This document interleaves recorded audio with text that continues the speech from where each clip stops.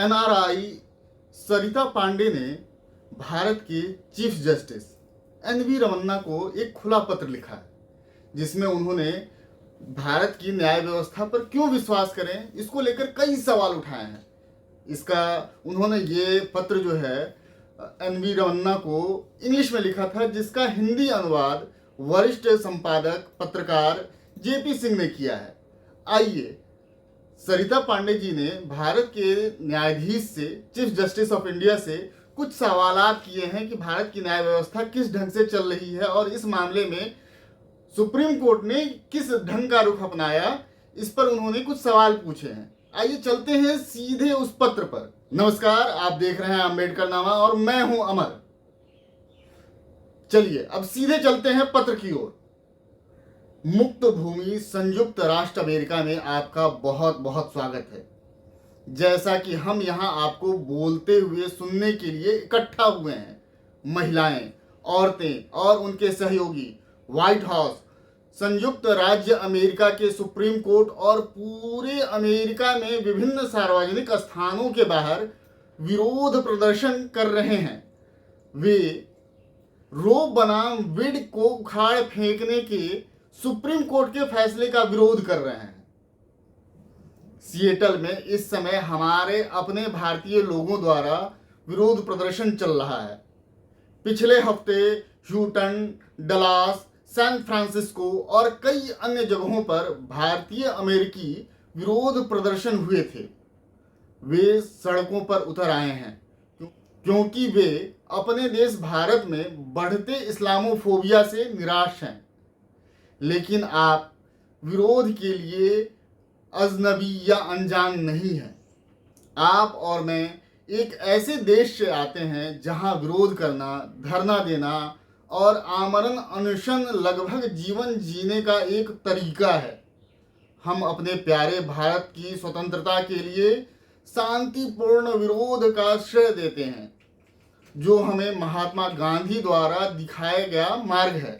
हालांकि अमेरिका और भारत में विरोध प्रदर्शनों और दोनों देशों के प्रदर्शनकारियों को उनके विश्वास के बारे में बोलने के लिए जो कीमत चुकानी पड़ सकती है, उसके बीच में काफ़ी अंतर है। व्हाइट हाउस, सुप्रीम कोर्ट के बाहर प्रदर्शनकारी अभी ऐसा नहीं कर सकते हैं।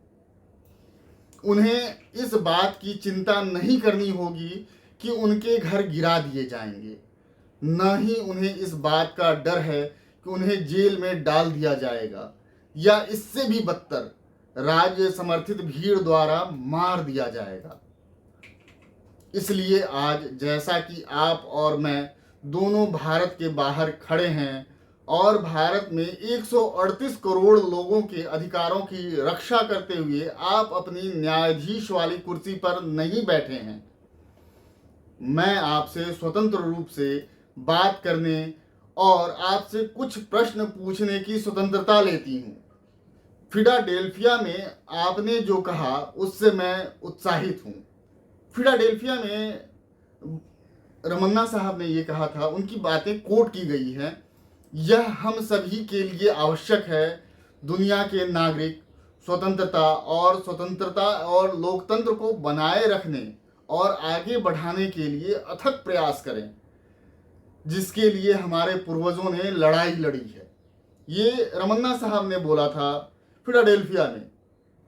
लेकिन आप विरोध के लिए अजनबी नहीं हैं। आप और मैं एक ऐसे देश से आते हैं जहां विरोध प्रदर्शन, धरना और आमरण अनशन लगभग मेरे दिमाग में ताजगी का एक तरीका है।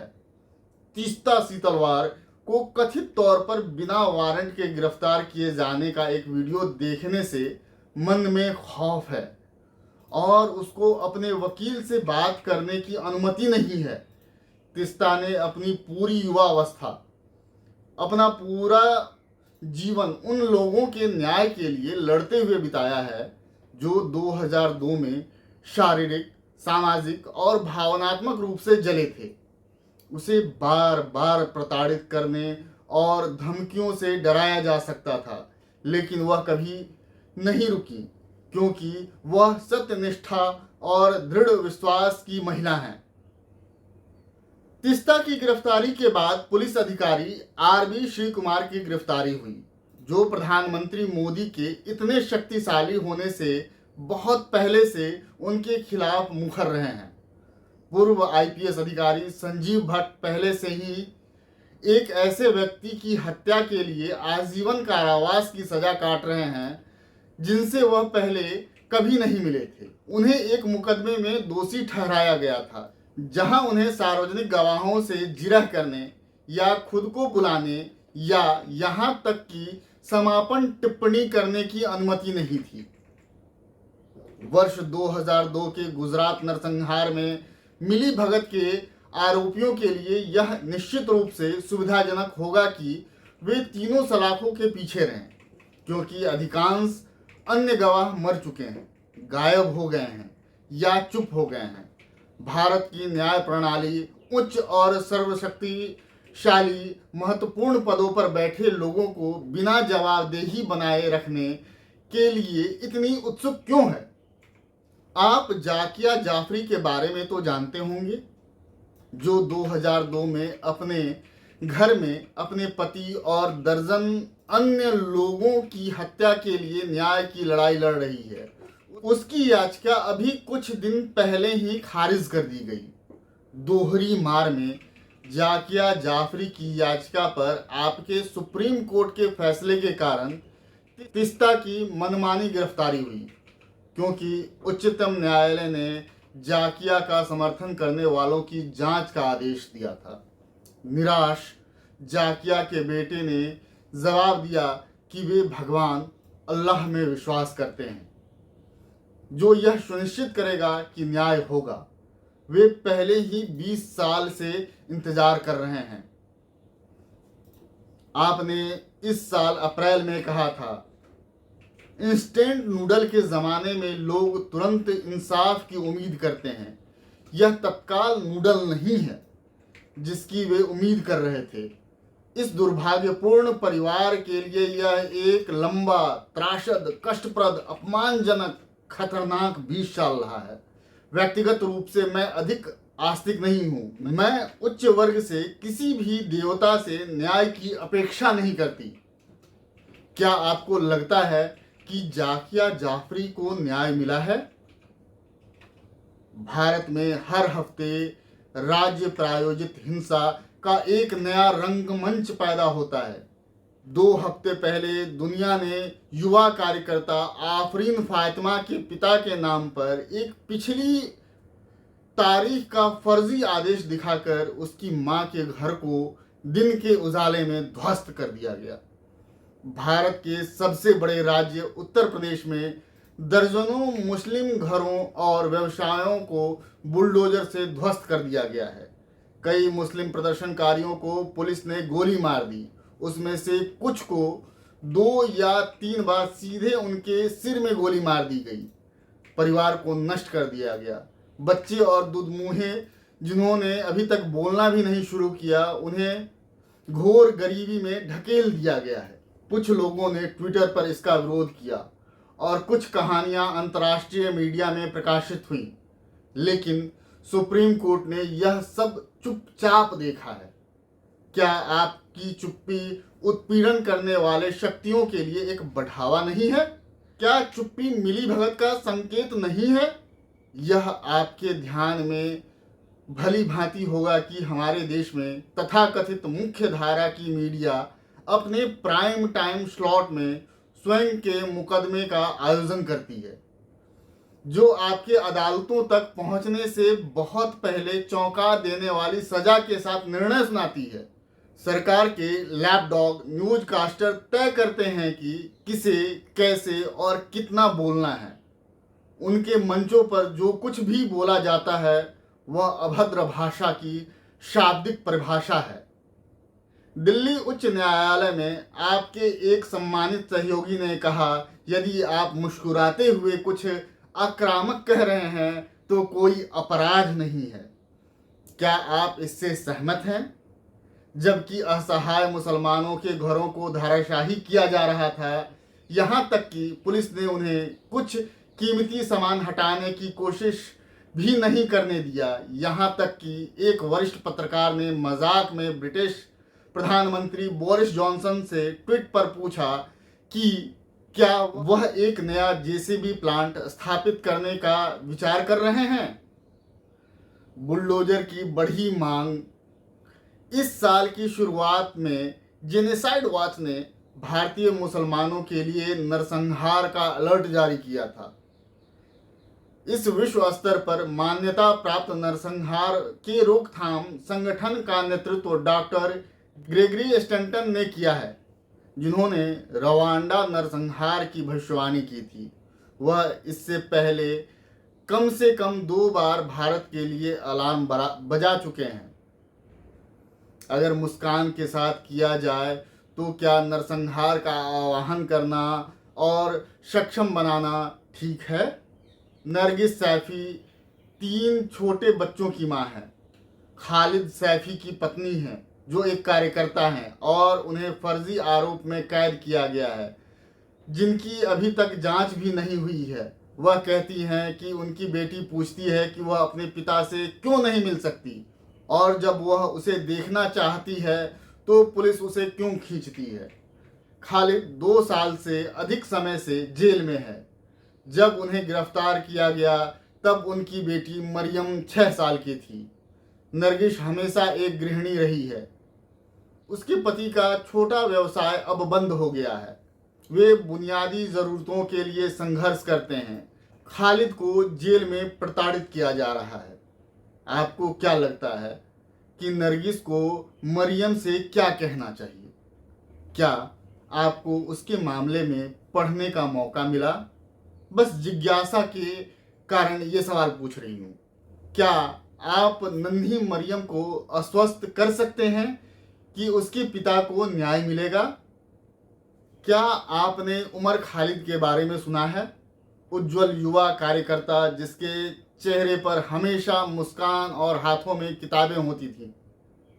एक फर्जी वीडियो के आधार पर वह करीब 2 साल से जेल में है। एक मीडिया दिग्गज ने इस वीडियो को गलत बताया। यदि आप उस वीडियो को देखते हैं तो आपको उस पर गर्व होगा, क्योंकि वह उस दस्तावेज की सराहना कर रहा था जिसे वह पवित्र मानता है, भारत का संविधान। वही दस्तावेज जिसे आप और आपके सहयोगी अपने कर्तव्य का निर्वहन करते समय संदर्भित करते हैं। लेकिन उमर जेल में है, मुस्कुरा रहा है, पढ़ रहा है, इंसाफ का इंतजार कर रहा है। आप अपने समय में स्वयं एक छात्र कार्यकर्ता रहे हैं। शायद आप उसकी प्रेरणाओं, उसकी ऊर्जा और सकारात्मक रहने की उसकी क्षमता से संबंधित हो सकते हैं। क्या आपको लगता है कि आपके सामने एक मौका है? क्या यह इंस्टेंट नूडल की मांग के बराबर होगा अगर मैं आपसे कम उसे जमानत देने के लिए कहूं? आप शायद इस बात से अवगत नहीं होंगे क्योंकि आप गर्मी की छुट्टी पर हैं और अवकाश के लिए यात्रा कर रहे हैं, जैसा कि आपका अधिकार है। हम यहाँ लोकतंत्र और न्याय के बारे में बात करने के लिए इकट्ठा होते हैं।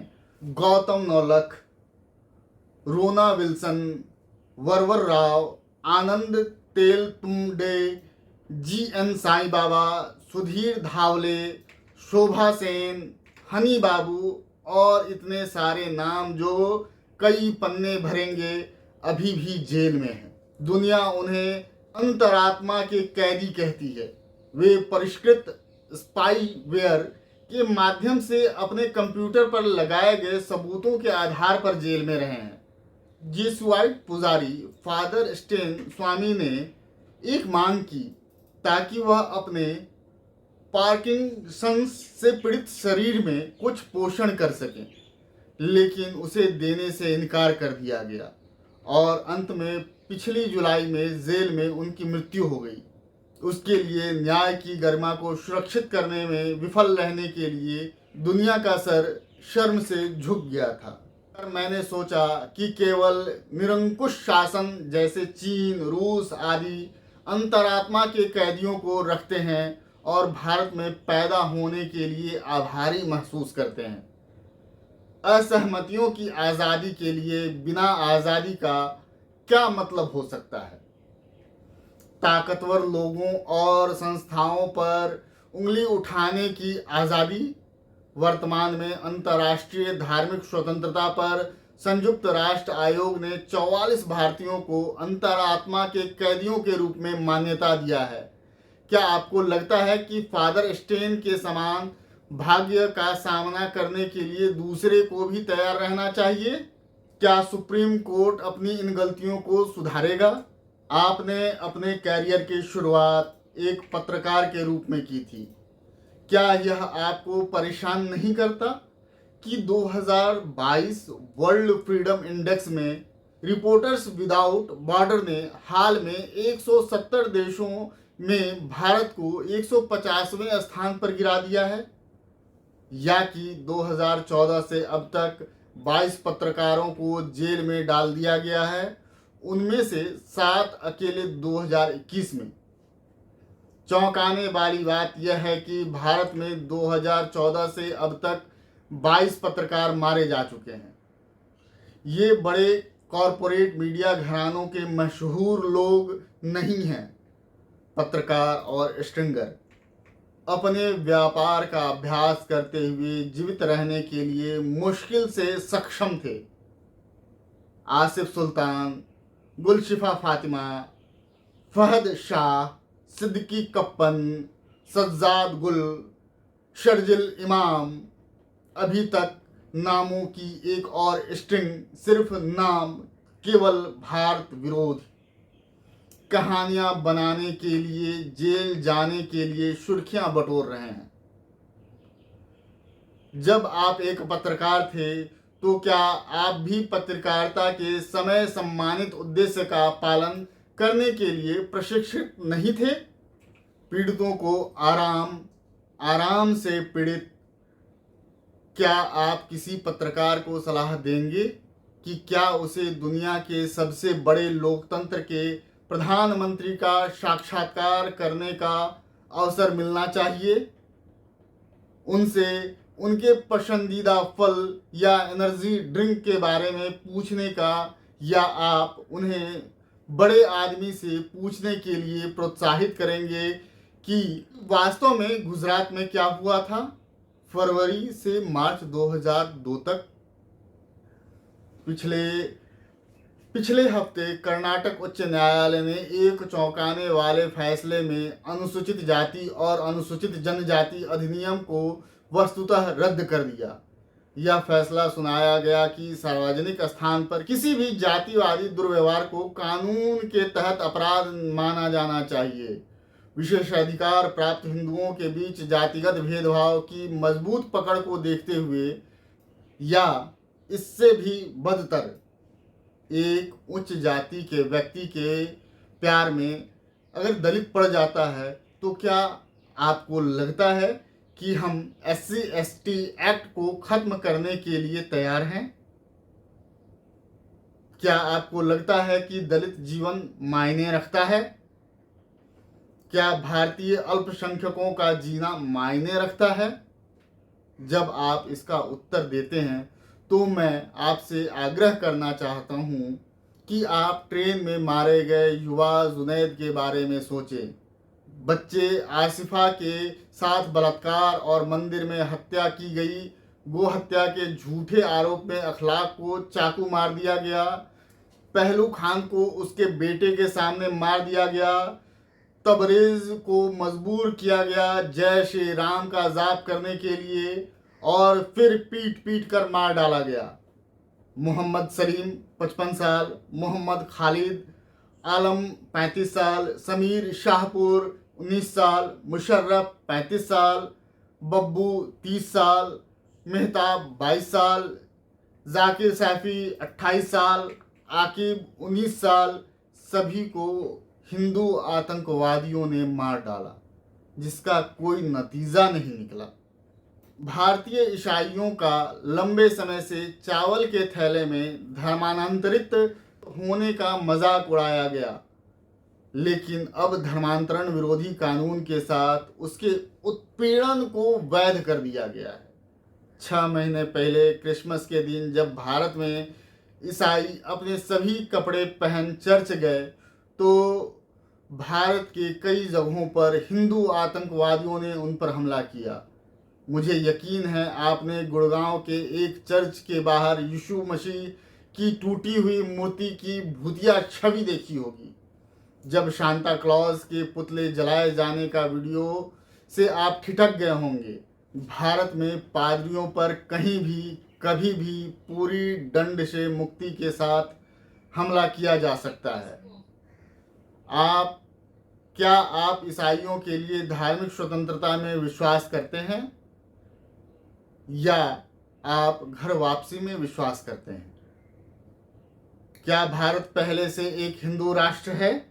बाबरी मस्जिद विध्वंस के फैसले से उत्पीड़ित होकर हिंदू मूर्तियों को रखने के लिए मस्जिद, दरगाहों, मंदिरों को तोड़ना और नष्ट करना आम बात हो गई है। मुगल बादशाह औरंगजेब द्वारा 350 साल पहले बनी ज्ञानवापी मस्जिद को अब सुप्रीम कोर्ट के निर्देशानुसार आंशिक रूप से सील कर दिया गया है। कुतुब मीनार, ताजमहल, आकर्षक स्थापत्य चमत्कार अब खोदा जा सकता है या मंदिर में परिवर्तित किया जा सकता है। क्या आप इस नरसंहार को देखते हैं और इसकी निंदा करते हैं? आपके सुप्रीम कोर्ट ने कर्नाटक उच्च न्यायालय के उस फैसले के खिलाफ सुनवाई से इनकार कर दिया जो हिजाब पहनने वाली लड़कियों को स्कूल जाने से रोकता है। भारत के मुख्य न्यायाधीश के रूप में इन हिजाबी छात्राओं के लिए आपका क्या संदेश है? मैं आपसे ईमानदारी से पूछती हूँ, क्या मुझे भारत की न्यायपालिका पर विश्वास करना चाहिए? अंत में, क्या आपको भी आश्चर्य होता है जैसा कि नजीब की माँ करती है? नजीब कहाँ है? या जज लोया की हत्या किसने की? या ये अप्रासंगिक प्रश्न है? क्या वरवर राव ने भी एक तुच्छ प्रश्न पूछा? किस विचार विमर्श में हृदयहीनता के साथ क्या हम बातचीत कर सकते हैं? ईमानदारी से, सरिता पांडे। सरिता पांडे जी ने कई प्रमुख मुद्दों को उठाया अपने इस लेख से। अब देखना लाजमी होगा कि रमन्ना साहब इसका क्या जवाब देते हैं या इस पत्र को किस रूप में लेते हैं। क्या उनका ये सवाल उचित या अनुचित ये तय करेगा कि भारत में वाकई संविधान बचा है, न्यायपालिका बची है, न्याय बचा है। तो आप देखते रहिए अम्बेडकर नामा। शेयर कीजिए, लाइक कीजिए, सब्सक्राइब कीजिए, अपने दोस्तों तक पहुंचाइए। नमस्कार।